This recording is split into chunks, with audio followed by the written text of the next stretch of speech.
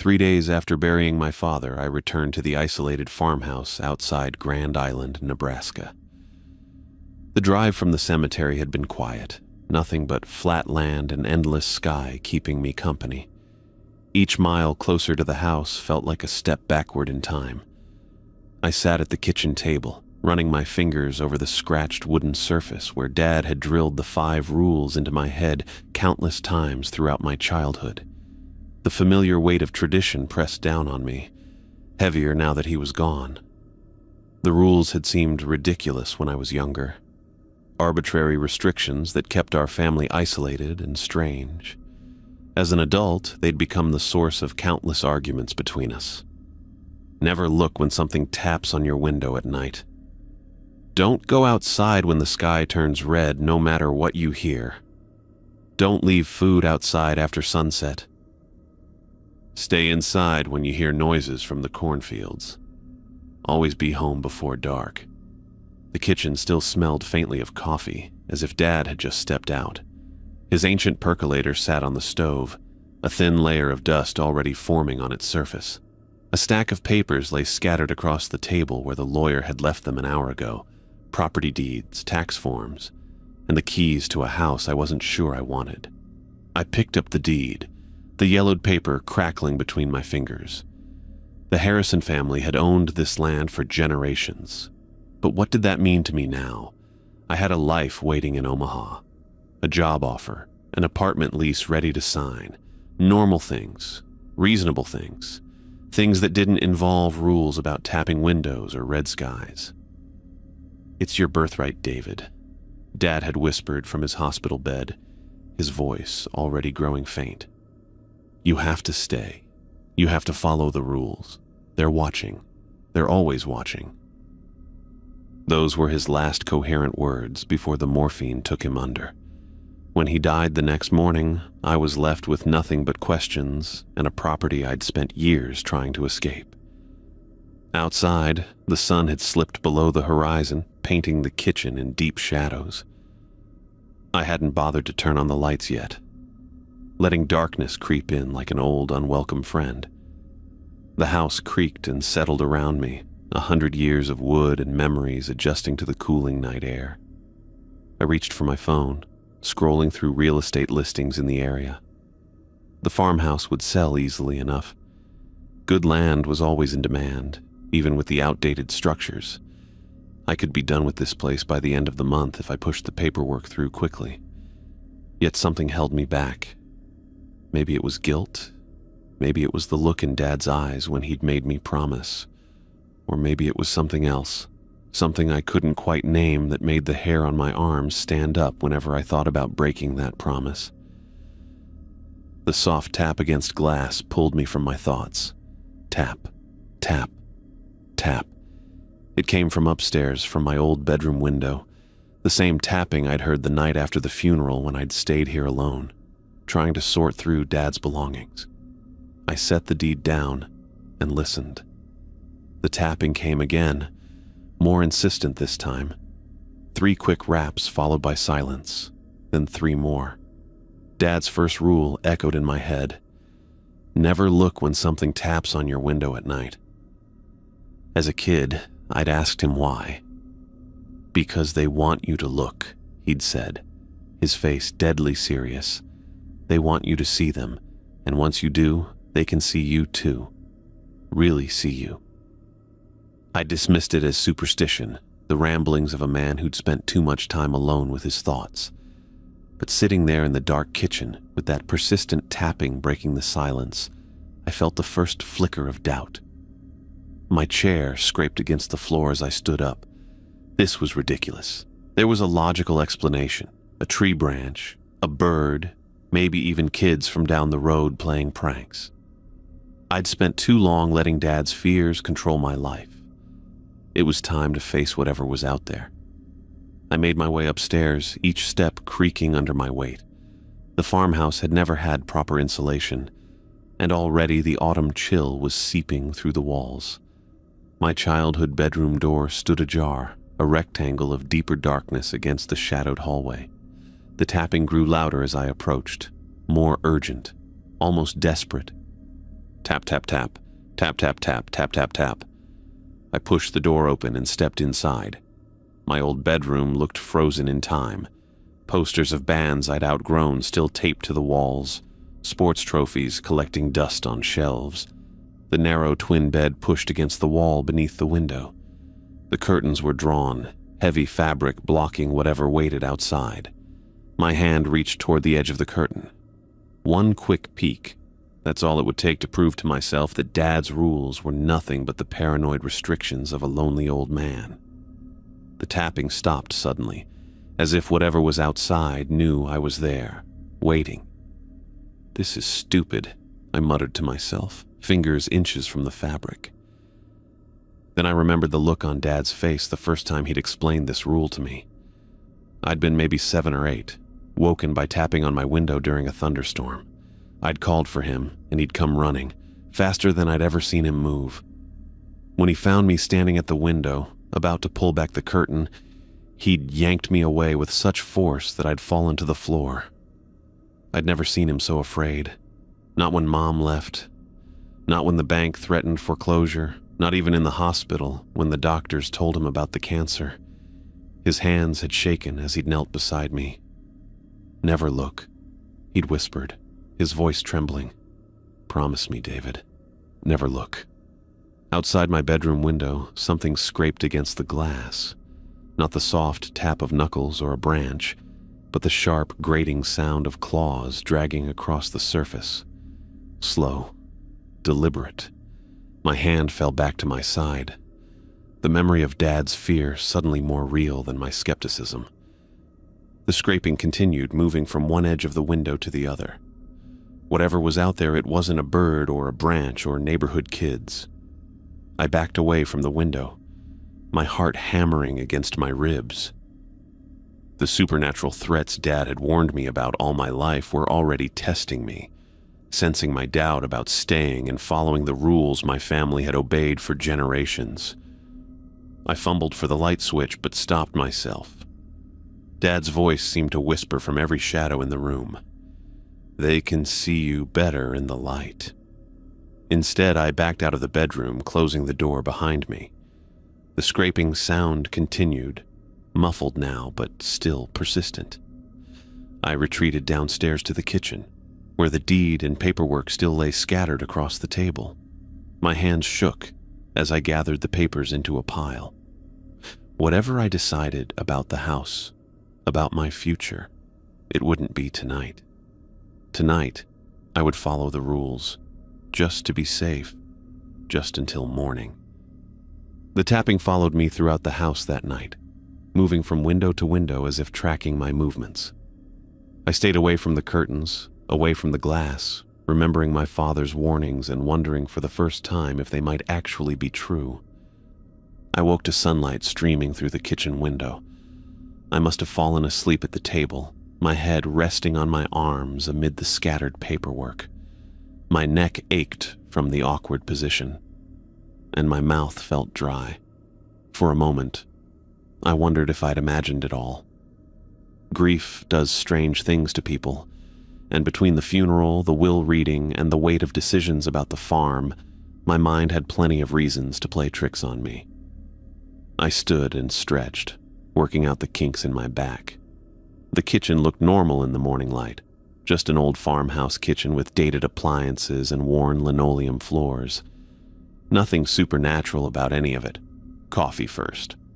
I filled the percolator and set it on the stove, trying to ignore how much the simple act reminded me of Dad. While it brewed, I decided to check the window upstairs. In daylight, there would be a reasonable explanation for the sounds I'd heard. I climbed the stairs, each step creaking familiarly underfoot. The house felt different in daylight, less threatening, more like the home I'd grown up in. My old bedroom door stood open just as I'd left it the night before. The curtains were still drawn. I approached the window, hesitating only briefly before pulling the heavy fabric aside. What I saw made my stomach drop.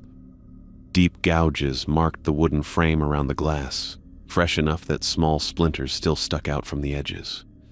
4 parallel lines cut into the wood, each about a 1/4 inch deep. not the work of a branch or animal I recognized. I pushed the window open and leaned out, looking down at the ground below. The flower bed that ran along this side of the house showed clear impressions in the mud, prints that looked almost human, but weren't quite right. They had 5 digits like a hand, but each finger was elongated, and they spread wider than any human hand could stretch. Whatever had made them had been standing directly below my window last night. I pulled back inside, shutting the window firmly and drawing the curtains closed again. The coffee maker downstairs hissed and sputtered, signaling it was done, but I stood frozen by the window for several more seconds. Dad's rules didn't seem quite so ridiculous anymore. After a cup of coffee and a shower, I knew I needed answers, not the kind I'd find in this house where every corner now felt like it might hide something watching me. I needed to talk to someone who might know what was happening. I drove into town, following the familiar route into Grand Island. The farmlands gave way to scattered houses, then proper neighborhoods, and finally the small downtown area. Not much had changed since my last visit. The same storefronts, the same courthouse square, the same public library where I'd spent countless hours as a kid. Sarah Miller had been the town librarian for as long as I could remember. Dad used to drop me off at the library when he had errands to run in town, and Sarah would help me find books about whatever had caught my interest that week. She and Dad had always been friendly, exchanging quiet conversations I couldn't quite hear whenever he picked me up. The library was housed in a century-old brick building with tall windows and wooden shelves that reached toward high ceilings. The smell hit me as soon as I walked in. Old paper, furniture polish, and that indefinable library scent that hadn't changed since my childhood. Sarah sat at the main desk, her silver-streaked hair pulled back in its usual neat bun. Reading glasses perched on her nose as she cataloged books. She looked up when the door closed behind me, and I saw recognition flash across her face. "David Harrison," she said, setting aside her work. "I heard about your father. I'm so sorry." "Thank you," I said, approaching the desk. "I was hoping to talk with you, if you have a minute." Sarah studied me for a moment, then nodded. "Let me get Janet to cover the desk." She disappeared into a back office, returning moments later. "We can talk in the local history room. No one uses it much on weekday mornings." I followed her through the main reading area to a small room tucked in the back corner of the library. Glass-fronted cabinets lined the walls, filled with leather-bound county records, old maps, and photograph albums. A large table occupied the center of the room, currently empty except for a reading lamp. Sarah closed the door behind us and turned to face me. "You're staying at the farm?" she asked. "For now," I said. "I'm still figuring things out." She nodded, seeming to weigh her next words carefully. "Your father worried about what would happen to the place after he was gone. Did he talk to you about it?" "He talked to me about a lot of things over the years." Sarah moved to one of the cabinets, unlocking it with a small key she pulled from her pocket. Things most people would have dismissed. My heart beat faster. "The rules," I said. "He talked to you about the rules." Sarah glanced back at me, her expression serious. "He did, and I helped him research them, their origins, their purpose." She pulled out a large book bound in faded green cloth. "Your father wasn't crazy, David. He wasn't making things up." She set the book on the table and opened it, revealing brittle yellowed pages of newsprint carefully preserved between sheets of acid-free paper. The Grand Island Independent, dated October 17th, 1893. "Your great-grandfather Alexander Harrison came to Nebraska in 1890, shortly after homesteading opened this area," Sarah explained, turning pages gently. "He bought land that local farmers had abandoned. Land, they said, was cursed." She stopped at a page with a headline that read, "Another disappearance near North Settlement." I leaned closer, reading the faded print. Frederick Walton, 42, became the 3rd resident to vanish without explanation this month. His wife reports that he went to check on livestock after hearing strange sounds from the barn. When he failed to return, neighbors organized a search party that found only his lantern, still lit at the edge of his cornfield. There were 12 disappearances that year, Sarah said quietly, all on farms within 5 miles of your family's land. The next year, only 3. The year after that, none. What changed? I asked, though I suspected I knew the answer. Sarah turned more pages, stopping at another article dated 1896. Your great-grandfather published this letter in the paper. The headline read, "Local farmer offers advice on rural safety." The letter detailed 5 precautions that all county residents should observe, the same 5 rules my father had drilled into me throughout my childhood. He presented them as common-sense safety measures, Sarah explained, but the families who followed them survived, those who didn't. She pulled out another book, this one filled with county death records. Names were highlighted throughout, dozens of them, spanning decades. Cause of death? Unknown. Missing, presumed dead. Accident, suicide. So many deaths, all within the same small area. Your father came to me when he inherited the farm, Sarah continued. He found journals his father had kept, documenting strange occurrences around the property. He wanted to understand what he was dealing with. And did he? Did you? Sarah closed the books carefully. We found patterns. We found evidence. But understanding? She shook her head. Some things resist understanding, David. They simply are. She returned to the cabinet and brought back a manila folder, placing it on the table in front of me. Your father asked me to give you this if something happened to him. I opened the folder to find photocopies of old newspaper clippings, handwritten notes, and pages from what appeared to be a journal written in Polish with English translations in the margins. There used to be 8 families following these rules, Sarah said. Over time, they moved away or died out. Some abandoned the rules and she trailed off, leaving the implication hanging. And now? I asked. Now it's just you, she said simply. You're the last one, David. I stared at the documents, trying to process what this meant. Why didn't he ever explain any of this to me? He just kept repeating the rules without context. He tried to protect you from the burden of knowing, Sarah said. He hoped you might never need to understand why the rules existed, just that following them would keep you safe. But now I need to understand. Sarah nodded. Take those with you. Study them. Your father spent years piecing this together. I gathered the documents, my hands not entirely steady. Thank you, Sarah. Be careful, David, she said as I turned to leave. Whatever's out there, it's been contained by your family's vigilance for generations. If you leave, what happens if I leave? Her expression grew troubled. Your father believed it would spread, that whatever's bound to your land would seek new territory, new people. I drove back to the farm with the folder on the passenger seat beside me, my mind racing. The scientific part of me, the part that had studied engineering in college and worked with concrete facts, wanted to dismiss all of this as superstition and coincidence. But the scratches on my window frame and those strange prints in the mud weren't so easily explained away. Storm clouds gathered on the horizon as I pulled up to the farmhouse. The weather forecast had mentioned possible severe thunderstorms, and the darkening sky confirmed it. I carried the folder inside and spent the afternoon reading through my father's research, each page revealing a history I'd never suspected. My great-grandfather Alexander had brought knowledge with him from the old country, knowledge about entities that existed at the edges of our world, looking for ways in. The land he'd purchased so cheaply had already been compromised, the barrier between worlds thin and permeable.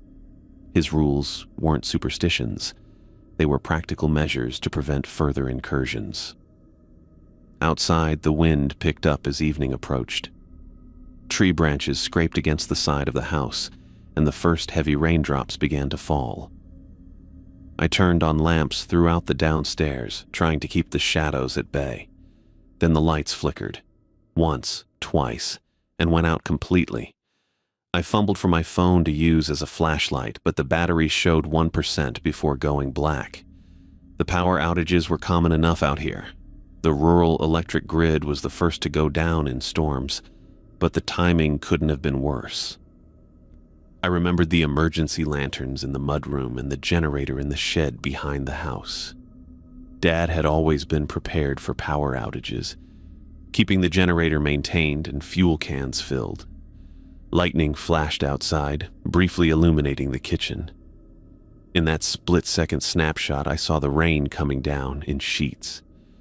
I needed to get the generator running before the food in the refrigerator spoiled and the house grew too cold. I searched drawers for the flashlight we kept in the kitchen, but couldn't find it. The battery-powered lantern in the mudroom would have to do. I made my way there by memory and feel, stubbing my toe painfully on a chair along the way. The lantern wasn't on its hook. Dad must have moved it, or perhaps I had misremembered where it was kept. Either way, I was left with a choice. Wait out the blackout in darkness or make a dash to the generator shed. The rain had eased slightly when I peered out the back door. The shed was only 30 yards from the house, a quick sprint across the yard. I'd make it there and back in 2 minutes. Tops. I stepped outside, immediately regretting not grabbing a jacket as the cold rain soaked through my shirt. The storm clouds had turned the early evening prematurely dark, but I could still make out the shed's outline. I jogged across the muddy yard, focused on my destination. I was halfway to the shed when I noticed the quality of light had changed. The gray gloom of the storm had shifted, taking on a reddish tinge. I stopped, looking up at the sky. Despite the storm clouds, the entire sky had turned a deep, unnatural red. Not the red of sunset or sunrise, but something darker, more sinister, like the color of fresh blood. Dad's second rule echoed in my head: don't go outside when the sky turns red, no matter what you hear. I stood frozen in the yard, rain streaming down my face as I stared at the crimson sky. The wind had died completely, leaving an eerie stillness broken only by the soft patter of rain. Then I felt it, the weight of eyes on me. I wasn't alone in the yard. I turned toward the cornfield that bordered the eastern edge of the property. The cornstalks stood motionless in the strange red light, forming a wall of vegetation that seemed to absorb the darkness between the rows. Something moved there, a shadow shifting, separating itself from the greater darkness. A figure emerged from between the rows of corn. Taller than any person I'd ever seen, with limbs too long and too thin to be human. In the red light, its skin glowed like hot metal, and its eyes burned with the same crimson hue, never blinking as they fixed on me. It took a step forward, then another, moving with unnatural speed despite its jerky, awkward gait. Those glowing eyes never left mine as it closed the distance between us. I broke from my paralysis and ran toward the house, my father's warning screaming in my mind. The red man was coming, just as my father had always feared, and I had broken the rule that kept it at bay. My boots slipped in the mud as I sprinted across the yard, the house seeming impossibly far away.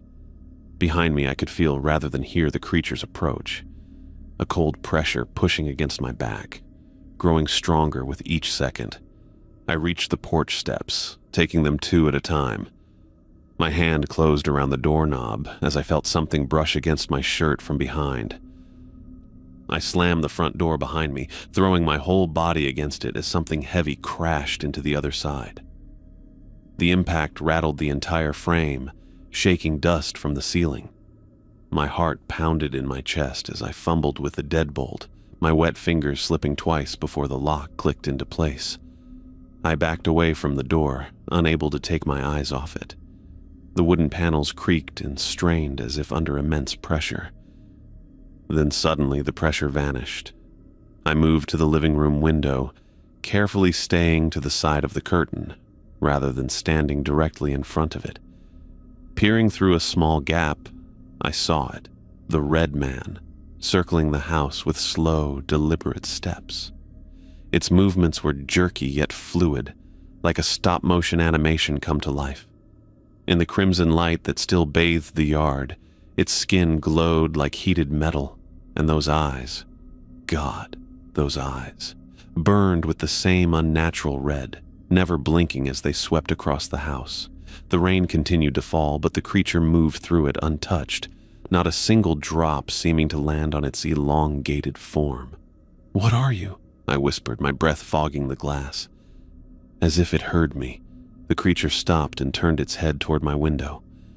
I ducked back, heart hammering as I pressed myself against the wall. I counted to 60 before risking another glance. The red man had moved to another part of the yard, continuing its circuit around the house. Its footsteps made no sound that I could hear through the storm, but I felt its presence like a cold weight pressing against the walls, a physical pressure that made my ears pop and my skin crawl. I moved from window to window, tracking the creature as it paced. My father's words kept replaying in my mind. Don't go outside when the sky turns red, no matter what you hear. I hadn't just gone outside. I'd locked eyes with the very thing the rule was meant to protect me from. For almost an hour, I watched the red man circle the house, never varying its pace, never showing any sign of giving up. Then gradually the crimson light began to fade. The sky darkened to a deep purple, then back to the natural gray of the storm. As the last traces of red disappeared from the horizon, the creature paused at the edge of the cornfield. It turned toward the house one last time, those burning eyes finding me through walls and curtains.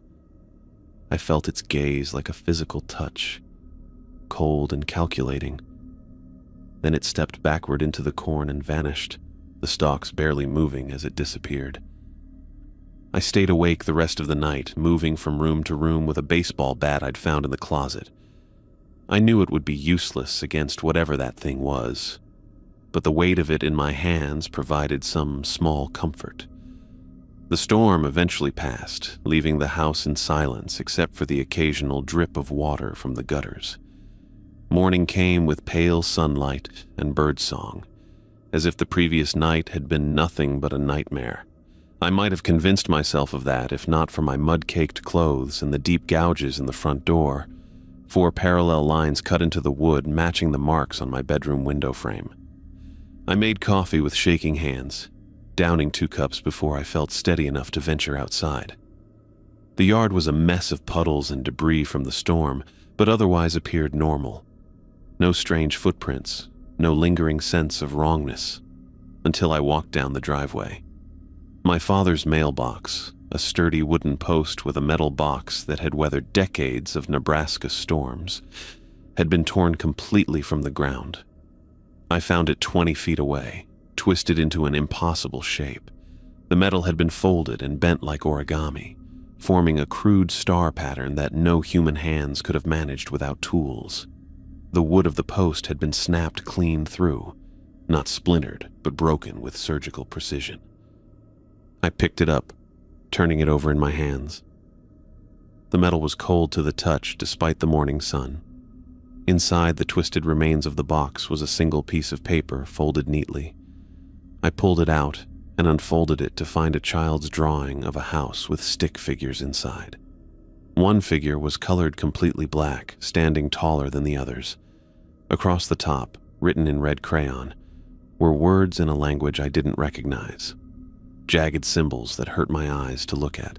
I dropped the paper, watching as it dissolved into the mud at my feet, leaving no trace. Back in the house, I sat at the kitchen table with my phone in hand. I needed to talk to someone about what was happening, but who would believe me? Sarah Miller might, given our conversation yesterday, but she only knew what my father had told her. I needed someone who had grown up with the same stories, the same rules. I called my cousin James. We'd been close as kids, spending summers together on the farm, building forts in the barn and wading in the creek at the back of the property. We'd both grown up hearing the rules, but James had always been more skeptical than I was. He'd moved to Denver after college and rarely came back to Nebraska. He answered on the 4th ring. David? Hey man, I was going to call you. I heard about Uncle Robert. I'm really sorry. Thanks, I said, the normalcy of his voice already making me feel more grounded. How's Denver? Good, good. Busy with work. I wanted to come to the funeral, but we're in the middle of a big project and I couldn't get away. It's fine. Listen, I'm at Dad's place, the farm. There was a pause. You staying there? For now. James, do you remember the rules Dad used to have? The ones your parents talked about too? Another pause, longer this time. Uncle Robert's weird safety rules? Yeah, I remember. Don't look at the windows at night, don't go out when the sky's red, that kind of thing. Did your parents ever explain why, where those rules came from? James laughed, but it sounded forced. My dad said it was just old family folklore, superstitions from the old country. He never took it as seriously as Uncle Robert did. And you never saw anything strange when you visited? Like what? His tone had shifted, grown more cautious. I thought about how to explain the red man, the twisted mailbox, the scratches on my window. It all sounded insane, even to me. Just things that couldn't be explained, noises, shadows, anything out of the ordinary. David, are you okay? You sound stressed. I'm fine. Just trying to make sense of some things Dad left behind. James sighed. Look, Uncle Robert was intense about those rules. My dad said he got more paranoid after your mom left. The isolation probably didn't help. He wasn't paranoid, I said, more sharply than I intended. There was a reason for the rules. Okay, sure. Whatever helps you process. But my advice, sell the place. You never wanted to be a farmer anyway. Get out of there. Come to Denver for a while. I've got a spare room. It's not that simple. It is that simple. List the property, pack up what you want to keep, and move on. Those rules, whatever Dad and Uncle Robert believed, it's not your problem anymore. I looked at the gouges in the front door, visible from where I sat. What if it is my problem? What if Dad was right? Right about what? Monsters in the cornfield? James's voice had taken on the patronizing tone he used when he thought I was being ridiculous. We're not kids anymore, David. There's no boogeyman waiting to get you if you break the rules. I wanted to believe him, wanted it to be that simple. But the image of the red man's glowing eyes wouldn't leave my mind. Maybe you're right, I said finally, not wanting to argue. I know I'm right. Call a realtor tomorrow. Let the next owner worry about the haunted cornfield. We talked for a few more minutes, but the conversation had lost its purpose. James had made his position clear. The rules were folklore, my father had been paranoid, and I should move on. Maybe that's what I wanted to hear all along, permission to walk away. After hanging up, I spent the rest of the day cleaning up from the storm. I nailed a piece of plywood over the scratches on the front door and gathered fallen branches from the yard. The work kept my hands busy while my mind churned over everything that had happened.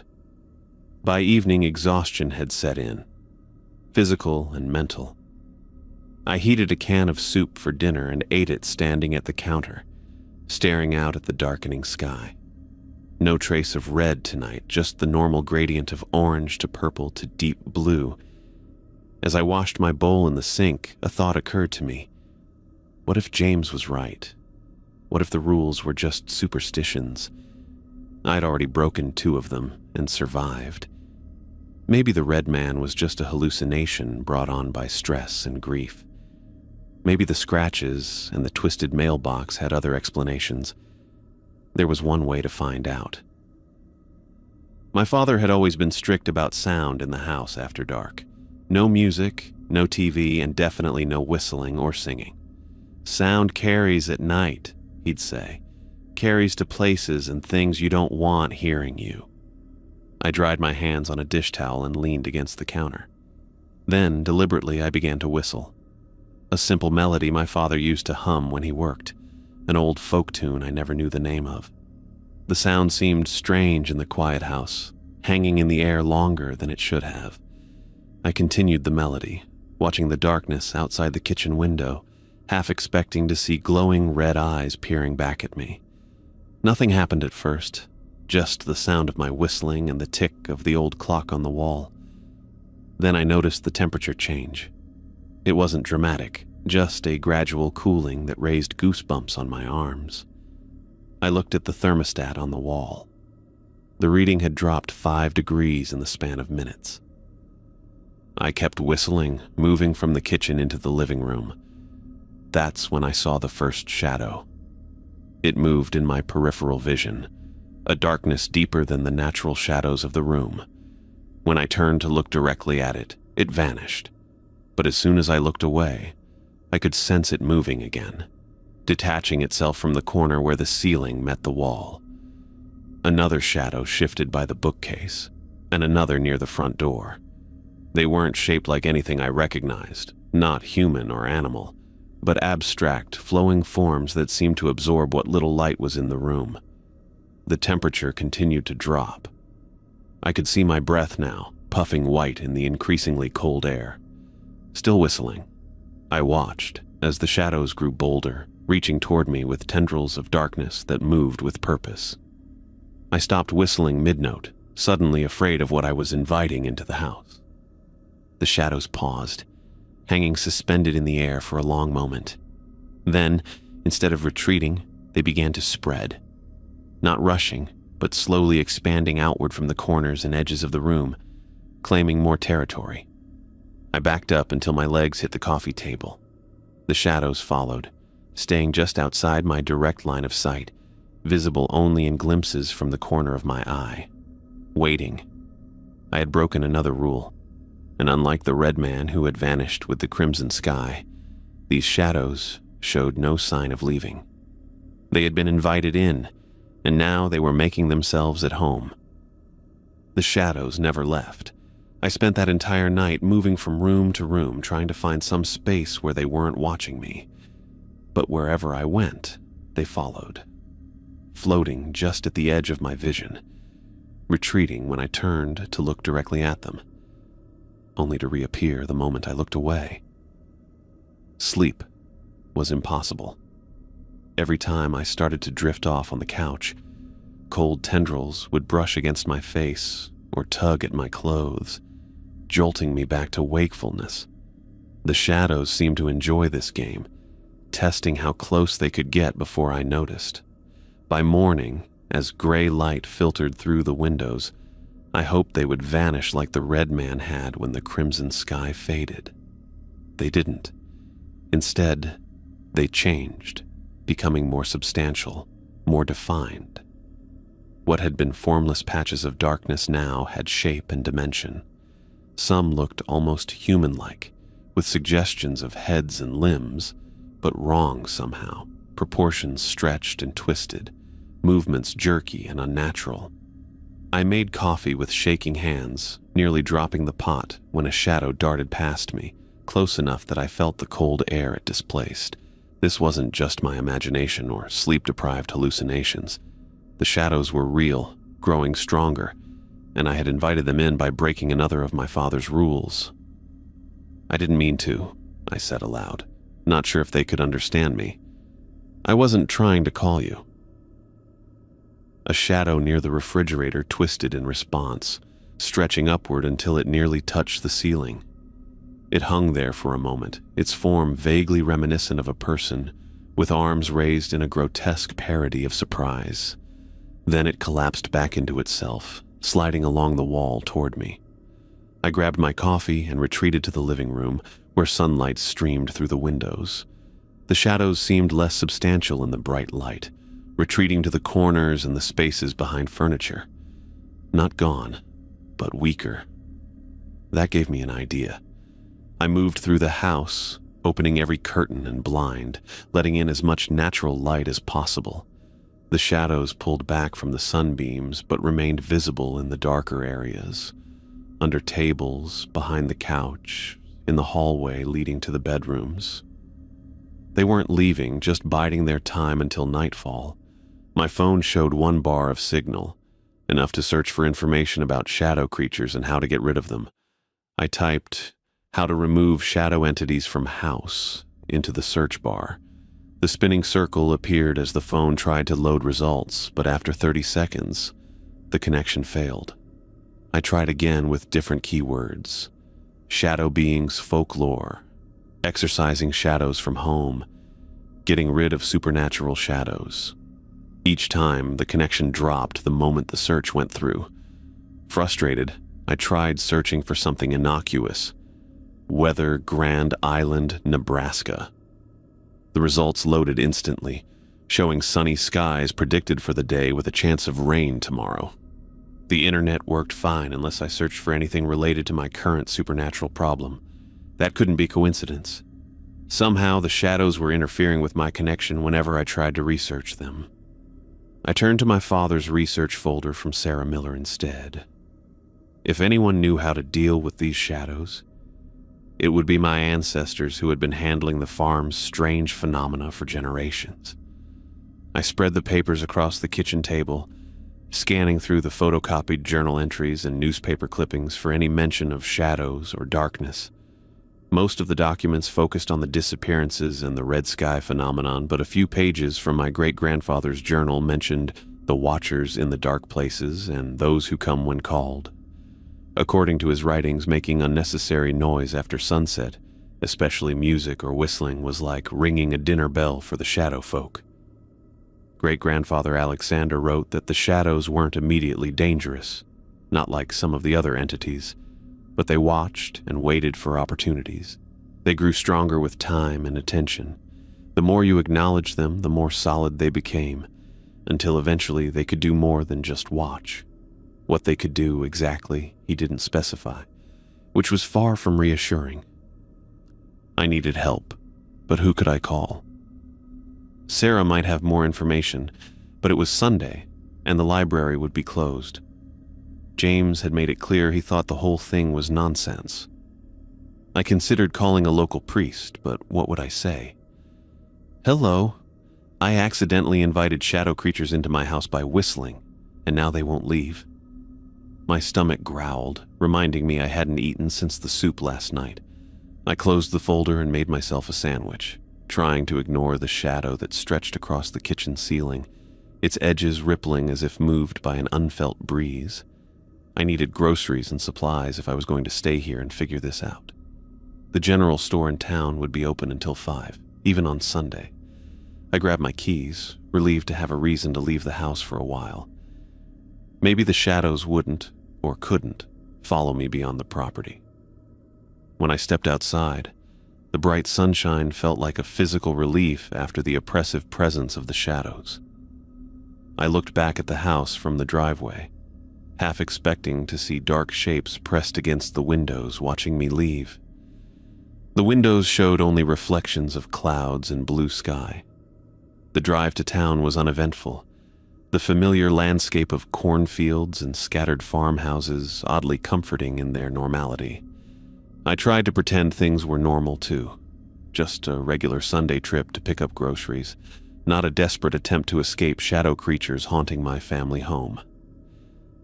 The Grand Island General Store hadn't changed much since I was a kid. The same bell jingled when I pushed open the door, and the same wood floors creaked under my feet. Mr. Pearson, who had to be pushing 80 by now, still stood behind the counter. He looked up when I entered, recognition slowly dawning on his weathered face. "David Harrison, isn't it? Robert's boy. Heard about your father. Sorry for your loss." "Thank you, Mr. Pearson," I said, grabbing a shopping basket. "Just need to pick up a few things." I walked the aisles, grabbing staples, bread, milk, eggs, coffee, and some frozen dinners. Then I had a thought. In some of the old folklore, salt was supposed to ward off evil spirits. Worth a try. I added several containers of salt to my basket. I also grabbed candles, matches, and batteries for the emergency lanterns. Practical supplies for power outages, but also potentially useful against the shadows if they didn't like light. At the register, Mr. Pearson raised an eyebrow at the amount of salt. Planning on doing a lot of cooking, son?" "Just stocking up," I said with a smile I didn't feel. As he rang up my purchases, he paused, looking at me more carefully. "You staying out at the old place then? For now." He nodded slowly. "Your daddy was a good man, kept to himself, but always fair in his dealings. Always followed the old ways, too." Something in his tone caught my attention. "The old ways?" "You know." He glanced around though we were alone in the store. "The rules, the precautions. Your family always understood the importance of tradition." My heart beat faster. "Did you know my father well?" "Well enough. Saw him in here twice a month like clockwork, always buying the same things." He pointed to the salt in my basket. "Including that. Smart to stock up." "Mr. Pearson, do you know anything about shadows? Ones that seem to move on their own?" The old man's face became carefully blank. "Can't say that I do. But if I were dealing with unwanted guests, I might try sage. Good for cleansing a space." He reached under the counter and pulled out a bundle of dried sage. "On the house. Your father was a good customer." I took the sage, surprised. "Thank you. Just be careful out there, son, and remember the rules. They exist for a reason." The drive back to the farm seemed shorter than the drive into town. As I pulled up to the house, I noticed the sky was beginning to darken, not with the unnatural red of the previous night, but with the ordinary approach of evening. I'd spent longer in town than I'd realized. I gathered my grocery bags and headed up to the porch. The front door was closed just as I'd left it, but something felt off. I hesitated, then set down most of the bags to free up a hand for my keys. Inside, the shadows were waiting. They seemed excited, moving faster than before, swirling around the ceiling and walls like leaves caught in a wind. Had they grown while I was gone? Some of them looked larger, their shapes more defined. One near the staircase almost looked like it had a face, a blank oval where features should be. I carried the groceries to the kitchen, trying to ignore the shadow that followed, stretching along the wall beside me. As I set the bags on the counter, I realized I'd left one on the porch, the bag with the frozen items. I went back to get it, but when I opened the front door, the porch was empty. The bag was gone. I stepped outside, looking around in confusion. Had someone taken it? Then I spotted it at the bottom of the steps. The bag had fallen over, its contents spilled across the walkway. I climbed down to gather everything, stuffing frozen vegetables and a package of chicken back into the bag. As I picked up a plastic container of leftover pasta I'd bought from the deli section, I heard the phone ringing inside the house. Hurrying to answer it, I left the container sitting on the edge of the porch, forgotten. It was James, calling to check on me. I didn't tell him about the shadows or the red man. What was the point? He'd just tell me I was sleep-deprived or hallucinating from stress. We talked about normal things, his job, a girl he'd started dating, whether I'd called a realtor yet. The conversation helped me feel grounded again, connected to the real world outside this farm. After we hung up, I unpacked the rest of the groceries, not realizing one item was missing until hours later. By then, the sun had set completely, and the house had grown dark except for the lamps I'd turned on in every room. The shadows had retreated somewhat from the light, but they hadn't gone. They gathered in the darkest corners, watching, waiting. I tried to ignore them as I heated up a frozen dinner in the microwave and ate it standing at the kitchen counter, afraid to sit with my back to any dark space. It was while rinsing my plate that I remembered the pasta container. I'd left it outside on the porch. Food left outside after sunset. I'd broken another rule. I rushed to the front door and flung it open. The porch was empty, the container was gone. My heart sank as I closed and locked the door. 3 rules broken now. I'd looked when something tapped at my window. I'd gone outside when the sky turned red, and now I'd left food outside after dark. Only 2 rules remained unbroken, and based on recent events, The consequences were escalating with each mistake. The house felt colder than before, the shadows more restless. I walked from room to room, turning on every light, even opening closets to eliminate hiding places. In my father's bedroom, I found his emergency supplies in a trunk at the foot of the bed.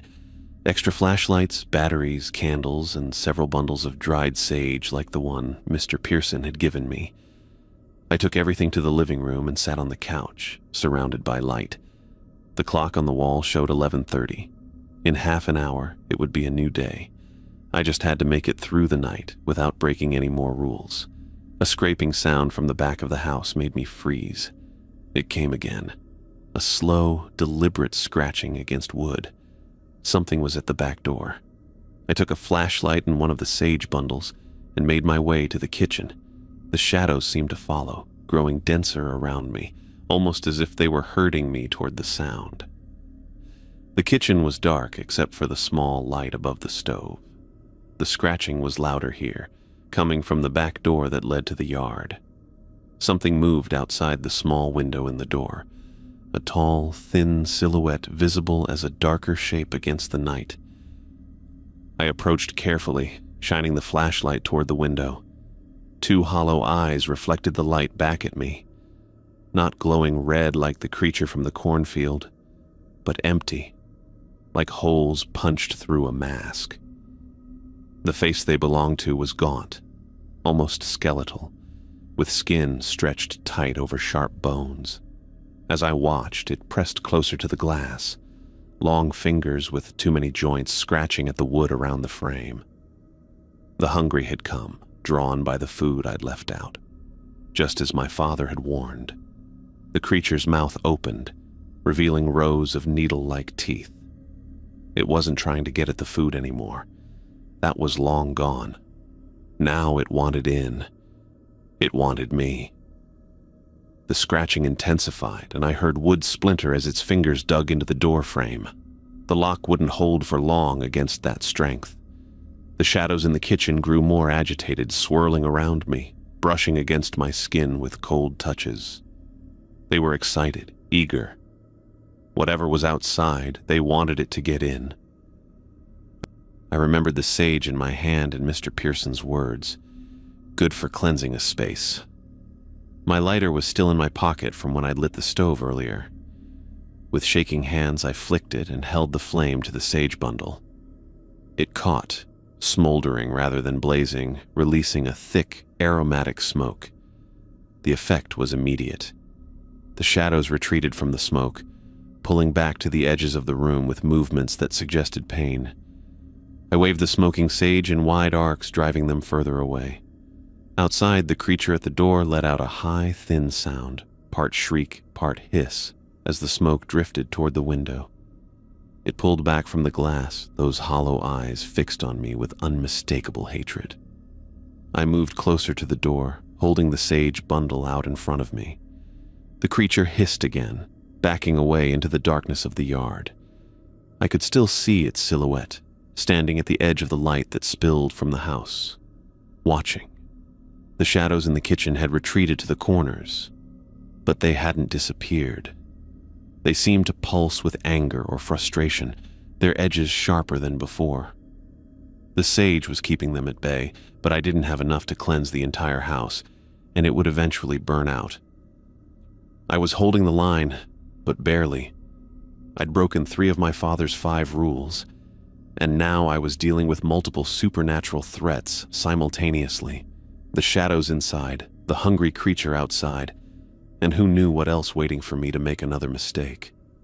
Each error had made my situation worse. The shadows were growing stronger, and now they seemed to be working with the thing outside, trying to help it get to me. They weren't just passive observers anymore. They were active participants in whatever was happening.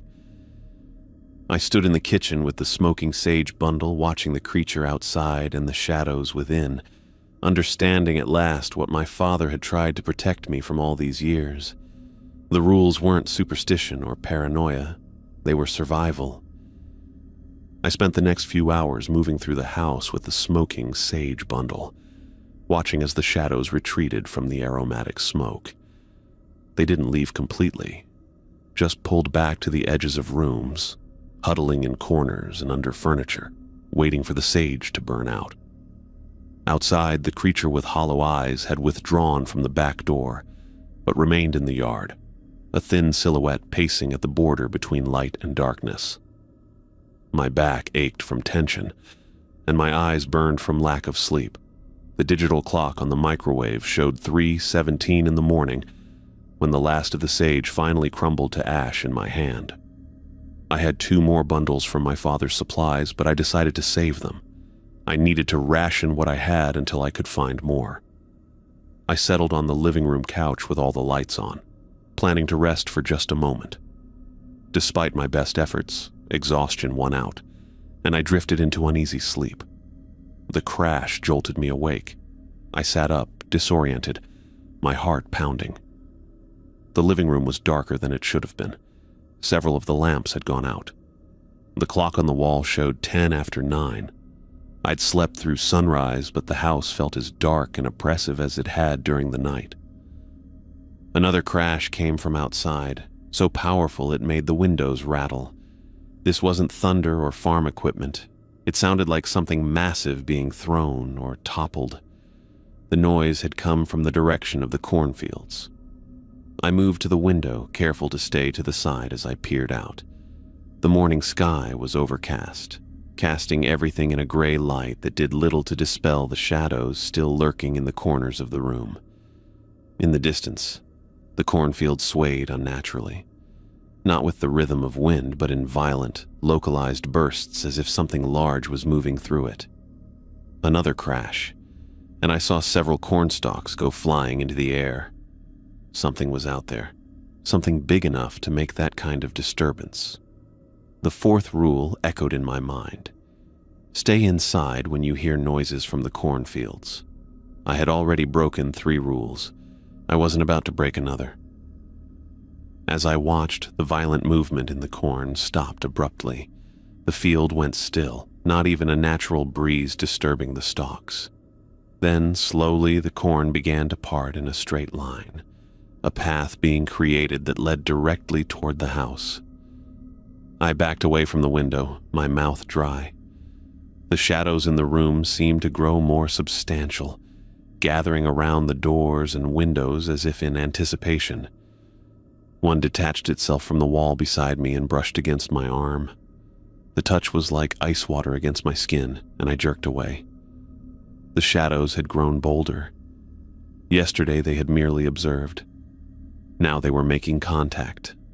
A sharp tapping came from upstairs, the same 3 quick raps I'd heard on my first night back at the farm. Then another set of taps from a different window, then another. Soon tapping came from every window in the house, a discordant rhythm that made my teeth clench. I tried to remember the layout of the farm from my childhood. The land extended for about 200 acres, with the house situated near the center. The cornfields stretched to the east and south, with pasture to the north and a small wooded area to the west. The nearest neighbor was over a mile away, too far to hear me if I called for help. Something scratched at the back door, the same sound I'd heard last night, but louder, more insistent. I moved to the kitchen and saw the hollow-eyed creature was back, its skeletal face pressed against the window. But it wasn't alone this time. 2 more faces crowded beside it, all with the same empty eyes and needle teeth, their 2 long fingers scraping at the wood. The hungry had returned, and they'd brought friends. I reached for the salt I'd bought yesterday and poured a thick line across the threshold of the back door, remembering vague folklore about salt keeping evil at bay. I wasn't sure if it would work, but at this point, I was willing to try anything. The creatures outside hissed when they saw what I was doing, pressing harder against the glass. The window creaked under the pressure, a small crack forming in the corner. I retreated to the living room, only to find shadows grabbing at my clothes as I passed through the doorway. They'd become solid enough to tug at my shirt and pant legs, trying to hold me in place. I swatted at them, my hands passing through cold patches that dispersed momentarily before reforming. The house itself began to shudder, as if something massive was leaning against its walls. The lights flickered, and for a moment I thought the power would go out again, leaving me in darkness with the shadows and whatever waited outside. But the lights stabilized, casting weak yellow pools that barely kept the darkness at bay. Everything was happening at once. The crashing in the cornfield, the tapping at the windows, the hungry creatures at the door, and the shadows growing bolder inside. It wasn't random. They were coordinating, working together to overwhelm me. They sensed my weakness, my doubt about the rules. I'd broken 3 of them already, showing these entities that I was vulnerable, that I didn't believe. And now they were coming for me all at once. I needed help, not the kind I could get from Sarah Miller or Cousin James, but the kind only my father or his ancestors could provide. There had to be more to the rules than just avoidance. There had to be a way to fight back. I made my way upstairs, the shadows trailing behind me like a cold wake. In my father's bedroom, I began searching through his things more thoroughly than I had before. His dresser drawers contained only clothes and personal items. The closet held old coats and boxes of tax records. Nothing that would help me.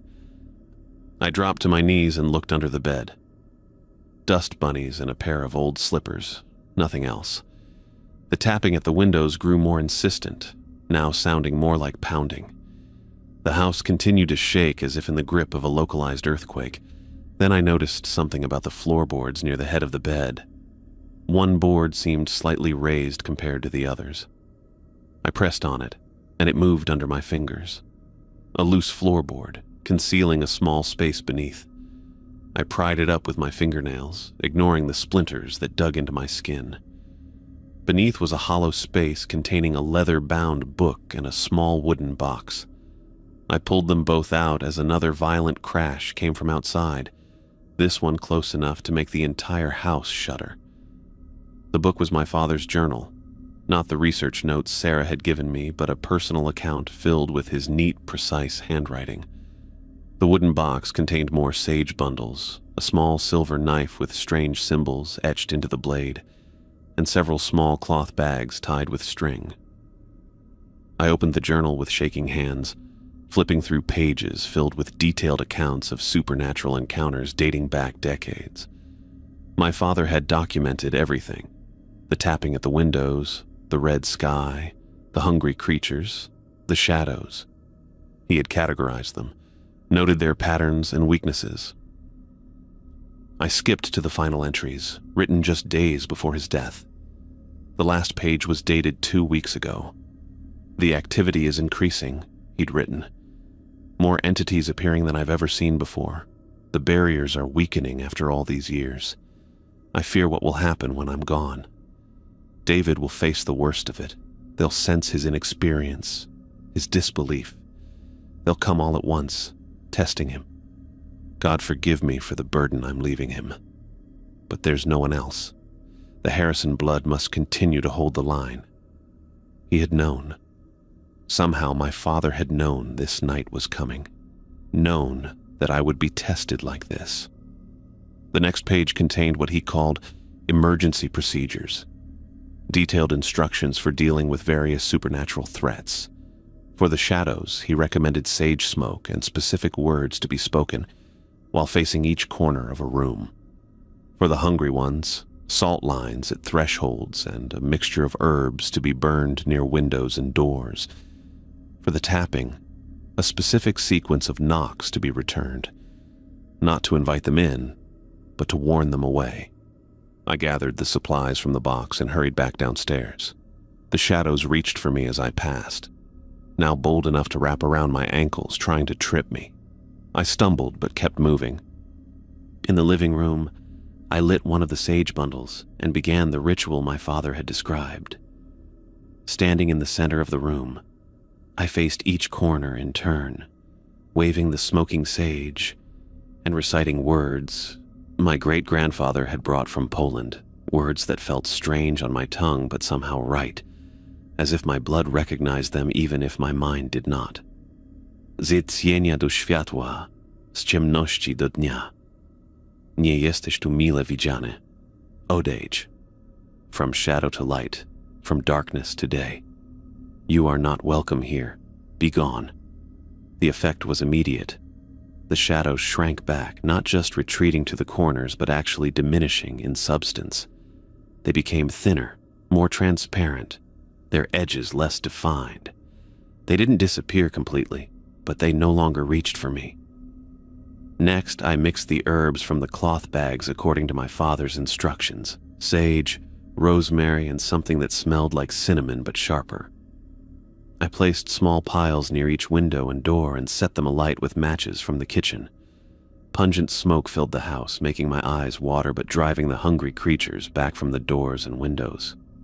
I could still see them outside, their hollow eyes reflecting the gray daylight, but they no longer pressed against the glass or scratched at the wood. The tapping continued, though, growing more violent with each passing minute. I climbed the stairs again, sage bundle in hand, and approached my old bedroom window. The curtains moved with each impact, the glass vibrating in its frame. According to my father's journal, what waited outside wasn't just trying to get my attention anymore. It was trying to break through. I stood to the side of the window and knocked on the wall beside it.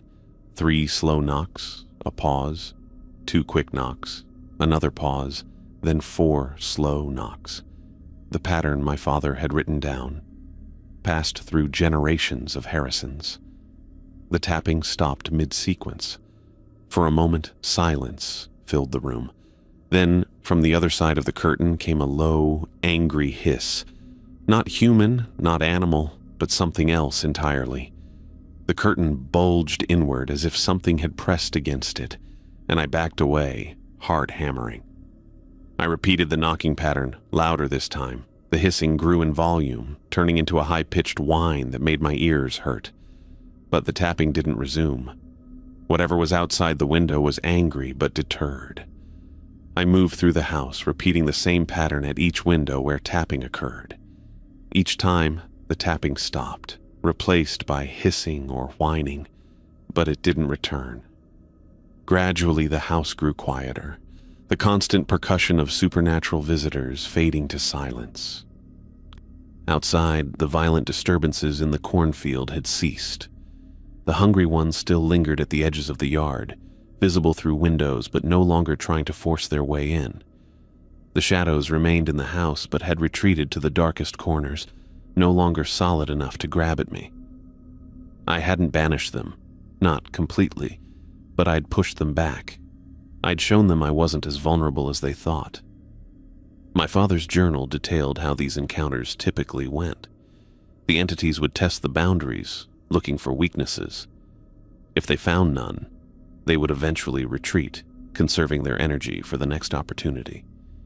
If they found a way in, however, they would never leave. I collapsed onto the couch, exhausted but alert. The clock showed 11 in the morning, though it felt much later. Outside, the day remained gray and overcast, as if the sun itself was reluctant to shine on what had transpired here.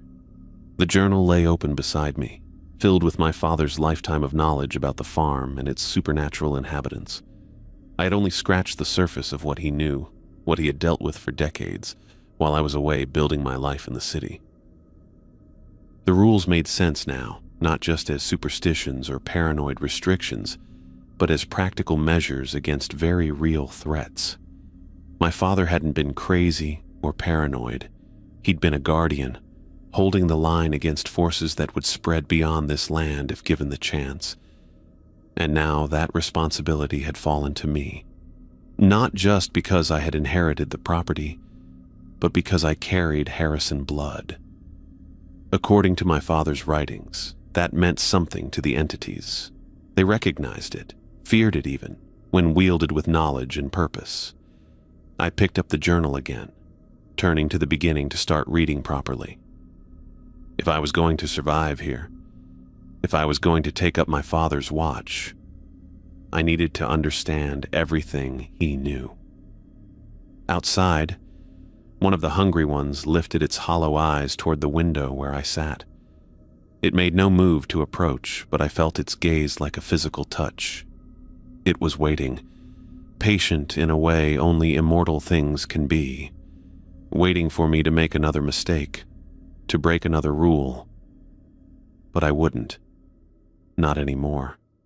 I knew better now. The entities outside grew more frenzied as the day wore on, sensing that I was fighting back with knowledge they thought had died with my father. Their movements became erratic, desperate. The hungry ones paced the perimeter of the yard, occasionally testing the doors but retreating when they encountered the salt lines and herb smoke.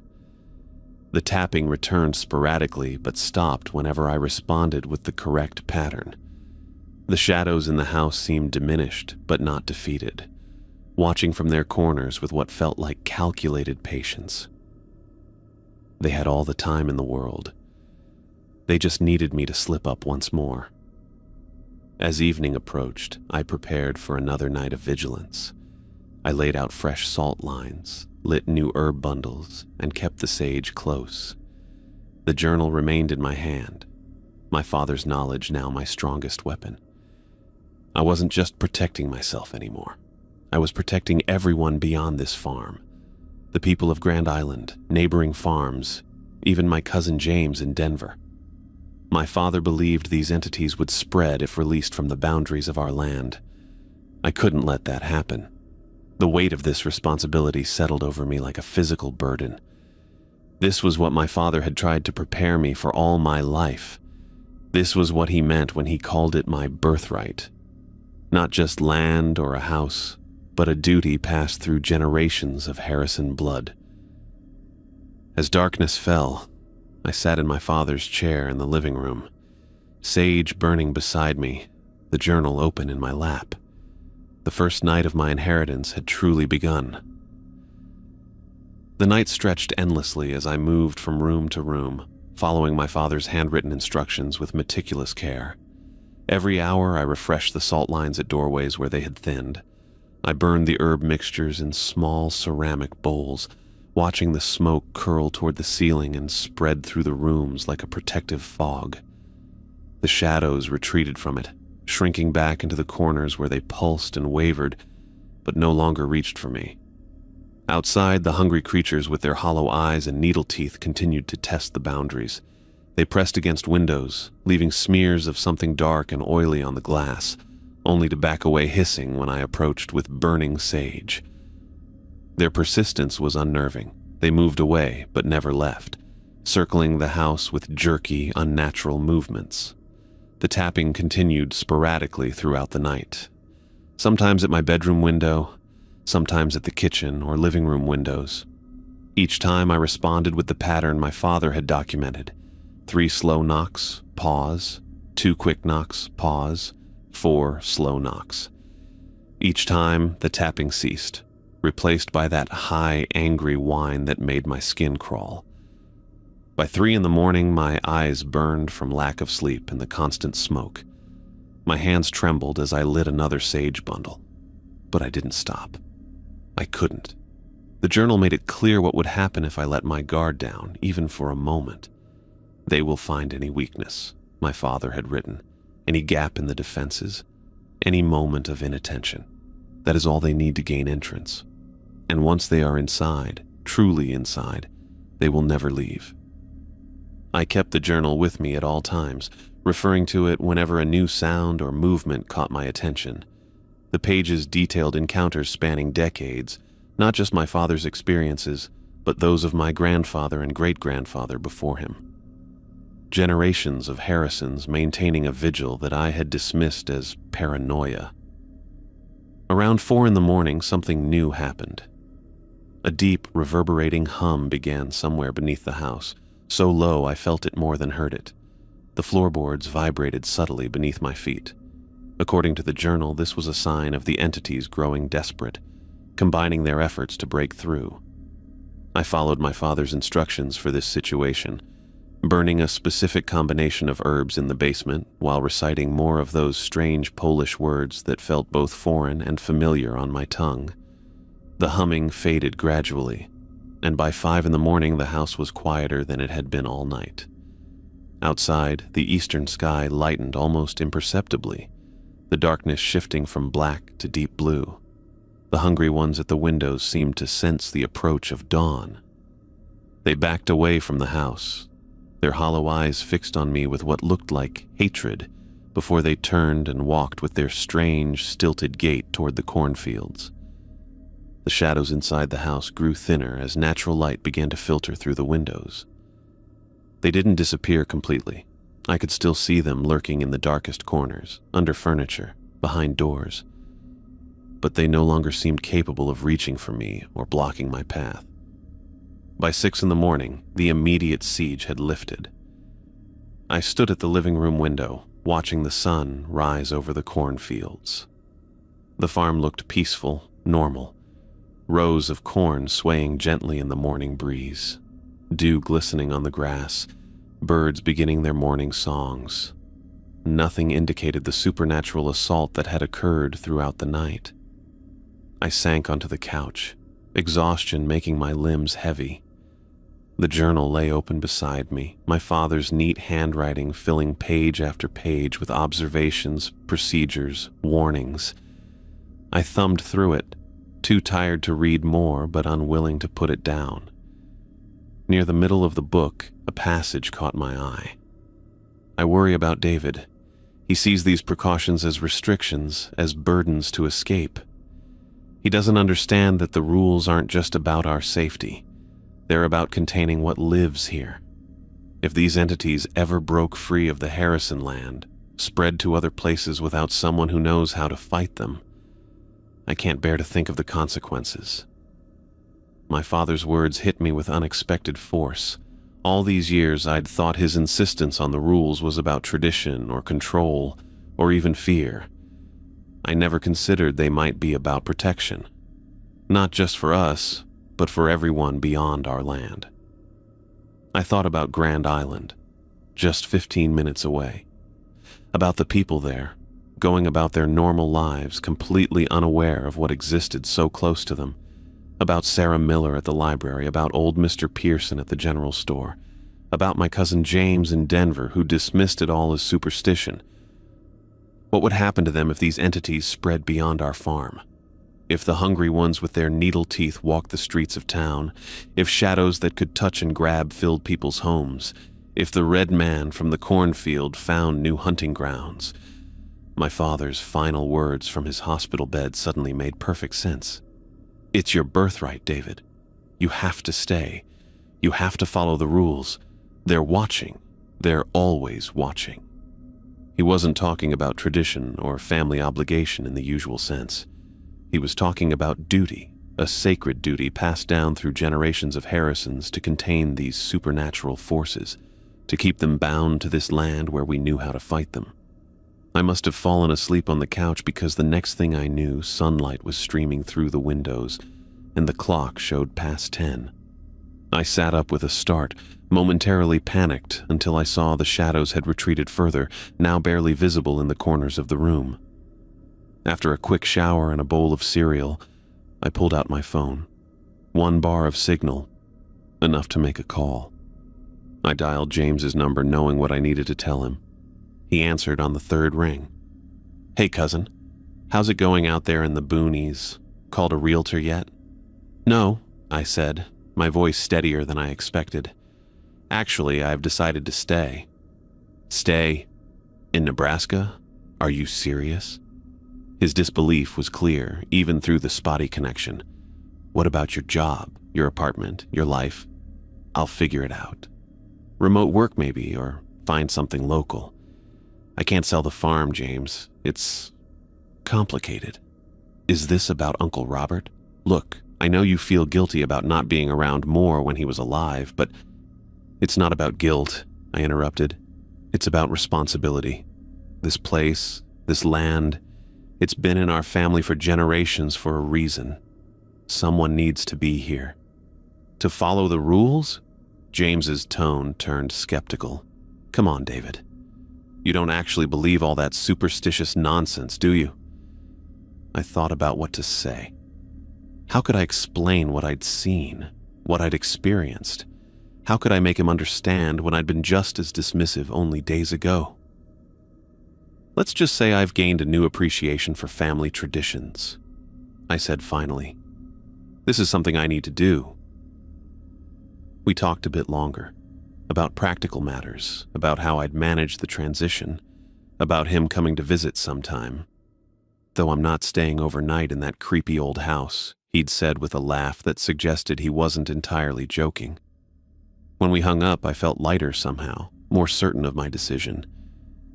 I spent the day studying the journal more carefully, making notes of my own, and taking inventory of my father's supplies. The wooden box from under the floorboard contained more than I'd initially realized. Small vials of oils labeled in my father's handwriting, pouches of different herbs and minerals, candles made of beeswax and what looked like animal fat. According to the journal, each item had a specific purpose in defending against the various entities. The silver knife was particularly important, used not as a weapon but as a tool for cutting herbs at specific phases of the moon, for inscribing protective symbols, and in emergencies for drawing blood, Harrison blood, which apparently held power over certain entities due to our long history with them. I went through the house room by room, noting weaknesses in our defenses. Several windows had cracks in their frames where the hungry ones had scratched. The back door's lock was loose. The basement had a small window that wasn't properly sealed. I made a list of repairs needed and supplies to buy. By late afternoon, I'd been to the hardware store in town and returned with everything I needed to shore up our physical defenses. I replaced the loose lock on the back door, sealed the basement window with caulk, and reinforced the window frames with metal plating where they'd been damaged. Physical barriers wouldn't stop the supernatural entirely, but according to my father's notes, they helped, especially when combined with the proper protective substances. I also drove to a nursery 30 minutes away to buy more sage plants. I planned to grow my own supply rather than relying on what my father had stored or what Mr. Pearson might offer on the house. If I was going to continue the Harrison watch, I needed to be self-sufficient. As evening approached, I felt the tension in the house building again. The shadows in the corners seemed to grow more substantial as natural light faded. The temperature dropped slightly, though the thermostat showed no change. Subtle signs that night was coming, and with it, the return of our unwelcome visitors. I prepared myself more systematically than the night before. I laid fresh salt lines at every door and window. I placed the herb mixtures in strategic locations throughout the house, ready to be lit. I filled small dishes with water that I'd blessed according to my father's instructions, another deterrent for certain entities. I made a simple dinner of pasta and sauce, eating quickly at the kitchen counter while keeping an eye on the darkening yard outside. No movement yet, but I knew they would come. They always came. After dinner, I walked through the house one final time, checking every lock, every window, every protective measure. The routine felt familiar already, as if I'd been doing it for years instead of just a day. Perhaps some part of me remembered watching my father perform these same checks night after night throughout my childhood. In the living room, I settled into my father's old armchair, a worn leather recliner that still held the impression of his body. The journal rested on my lap, open to a page titled, "The Nature of the Barrier." According to my great-grandfather's writings, the supernatural entities were confined to our land by a combination of factors: geographical features, astronomical alignments, and most importantly, the continued presence of Harrison blood. Our family wasn't just fighting these things, our very existence was part of what kept them contained. As darkness fell completely, the first tap came at the dining room window. 3 quick raps that I now recognized as a test, a probe for weakness. I didn't need to look to know what waited outside. Instead, I replied with the correct pattern, listened for the angry hiss that followed, and then returned to my reading. The hungry ones would be back soon, circling the house, testing doors and windows. The shadows were already gathering strength, becoming more visible in the corners despite the lamps I'd turned on throughout the house. The night had begun again, and with it, my vigil. But this time was different. This time I understood what I was doing and why. I wasn't just protecting myself anymore. I was holding the line against forces that had been contained here for generations. I was continuing a sacred duty that had been passed down through my family, a duty I had nearly abandoned out of ignorance and disbelief. The rules weren't a burden to escape. They were a responsibility to embrace. The farm wasn't a backward place to flee. It was a battleground that needed a guardian. Outside, something moved at the edge of the cornfield. A tall, thin silhouette that might have been the Red Man or one of the Hungry Ones or something else entirely. Inside, the shadows pulsed in the corners, growing bolder as night deepened. But I wasn't afraid anymore, not like before. I had knowledge now, and purpose. I settled deeper into my father's chair, the journal open on my lap, ready to continue the family's watch over the darkness that lurked in the Nebraska fields. This was my inheritance, not just land or a house, but a duty, a calling. And for the first time since I'd returned to the farm, I felt ready to answer it.